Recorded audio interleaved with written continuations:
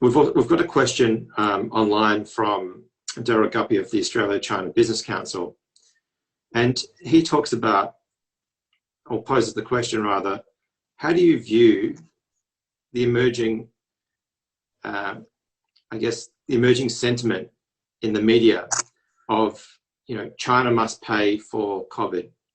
How do you see this narrative coming about in terms of US-China relations over time? What do you think it'll do?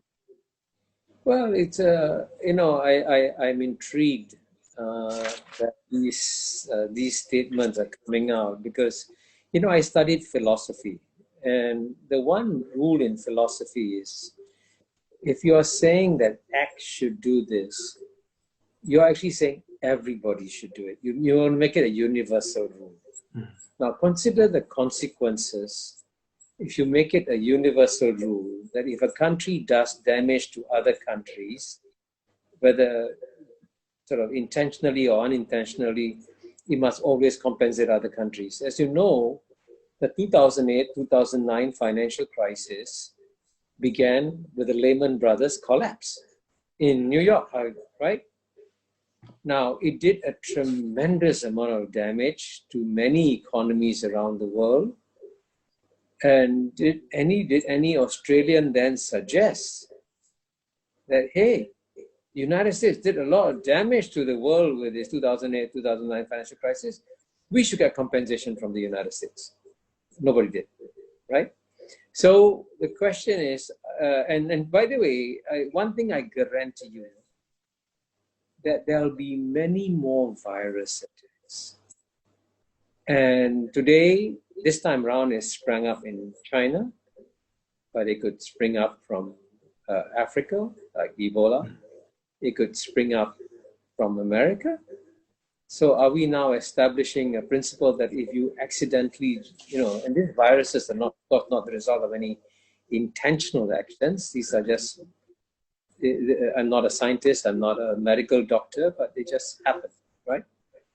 And what we should learn from this is that instead of being punitive to the countries that suffered it first, we should immediately help the countries that get affected first, because if we don't help them, we'll get affected by it. Now, we are actually very fortunate that at the end of the day, the Chinese, after their initial missteps, after their initial bungles, came down so hard, so tough, that they stopped it completely almost in China. And they took some very brave decisions, like locking up a province of 60 million people 2 days before Chinese New Year.